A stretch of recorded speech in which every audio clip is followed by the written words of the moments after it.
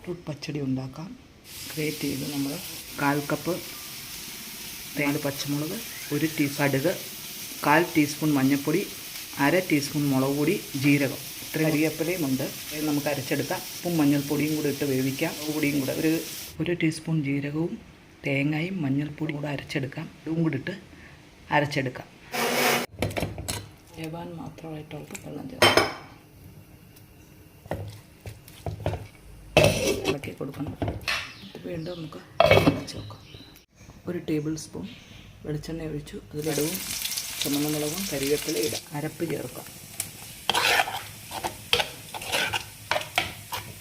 കരിവേപ്പിലയും കൂടെ ചേർക്കാം. കരിവേപ്പിലയും കൂടെ ഇത് തണുക്കുമ്പോൾ ഓഫ് ചെയ്യാം.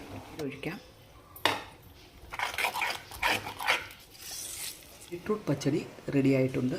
ഈ മണിക്കീസ് വ്ളോഗിലേക്ക് ലൈക്ക് ചെയ്യുക, ഷെയർ